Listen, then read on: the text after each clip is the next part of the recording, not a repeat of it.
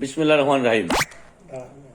আমরা যারা যশোরের মানুষ, আমরা 15 বছর ধরে দেখলাম যশোরের একটি রাজনৈতিক দল তারা বিভিন্ন সভা, সেমিনারে, বক্তৃতায় তারা 15 বছর ধরে যশোরের মানুষের কাছে চোখের পানি ফেলায় বলল আমাদের পরে অত্যাচার, নির্যাতন, নিপীড়ন হচ্ছে। আমরা 15 বছর ধরে তাদের আকুতি মিনতি দেখলাম। তারা 15 বছরে মনে হলো যে তারা কাকরাইল মসজিদের হয়তো বা ইমাম হবে।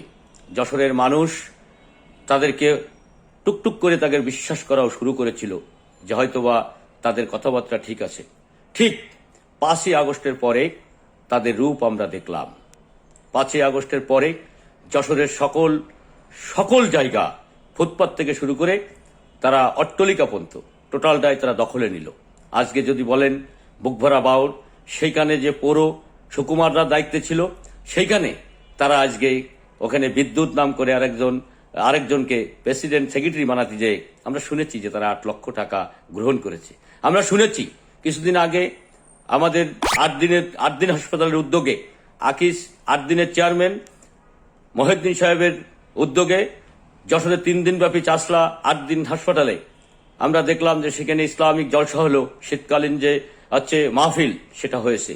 সেইখানে দেখলাম যে যারা ওইখানে ইসলামিক মাহফিলগুলোই যারা যায়, যে সমস্ত ছোট ছোট ক্ষুদে দোকানদাররা ব্যবসা করার জন্য তাদের কাছ থেকে 20,000 করে টাকা কারা নিল, আমরা কিন্তু সবাই চাষলা, আরবপুরবাসী, যশোরবাসী কিন্তু সেটা দেখেছে। এবং আমি মনে করি মহিউদ্দিন সাহেবও সেটা জানে। এটা আমরা দেখলাম যে তারা কিভাবে এই ক্ষুদে দোকানদারদের কাছ থেকে জোর করে করে তারা টাকাগুলো গ্রহণ করলো।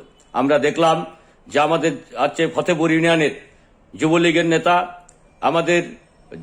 নেতা মাহমুদুরের বাগান থেকে কারা তার সেই স্বপ্নের সেই গাছ, একজন কৃষি পরিবার যখন মনে করে যে আমার আগামী সচ্ছলতার জন্য আমি 10টা গাছ লাগাই, সেই গাছ যখন ক্ষমতার জোরে যখন তারা মেরে নেয়, তখন ওই পরিবারের অবস্থাটা কি হয়।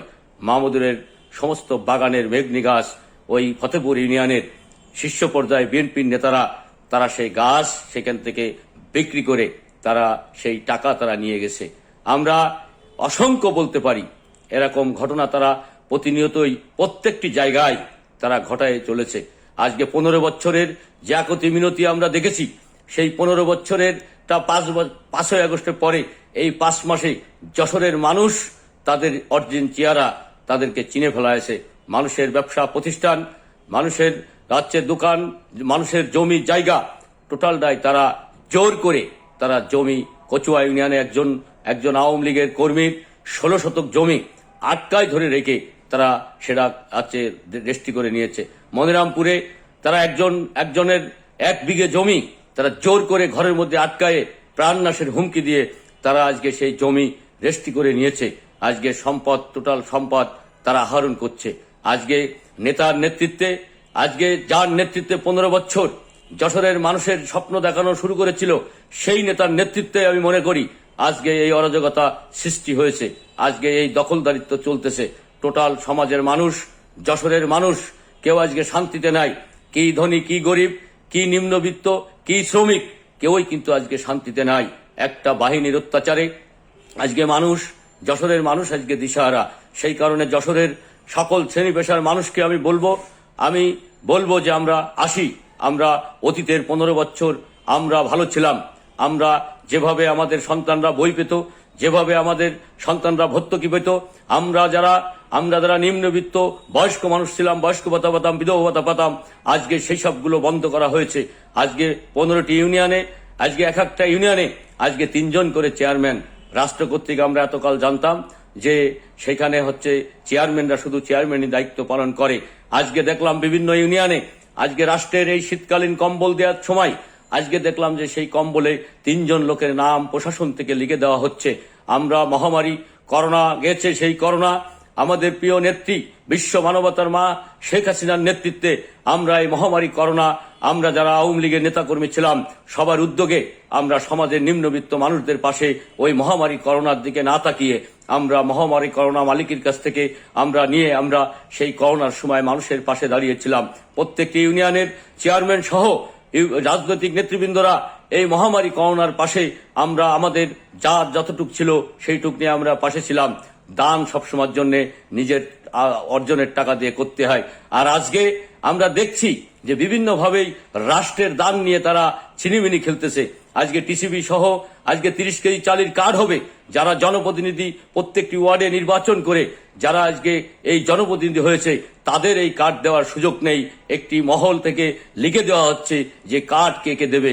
টিসিবির কার্ড আমরা দেখলাম কিছুদিন আগে গত মাসে টিসিবি কার্ড বিতরণের সময় আমাদের নপাড়া ইউনিয়নে আমাদের মাননীয় ইওনো মহোদয় ওখানে চলে আসলেন। এক ইউপি সদস্যের এক ফেসবুকে স্ট্যাটাস দেয় যে অর্থাৎ পুরনো কার্ড সব নিয়ে নেওয়া হয়েছে, সেই কার্ডে আর কোনো দেওয়া হবে না। অর্থাৎ তখনই এই স্ট্যাটাস দিলে ইওনো মহোদয় আসে সেইখানে হস্তক্ষেপ করার পরে কার্ডধারীরা সেই সময় তাও এখন পাচ্ছে না। আজকে ভাগাভাগি হচ্ছে 15 ইউনিয়নে একটি রাজনৈতিক দলের নেতৃত্বে।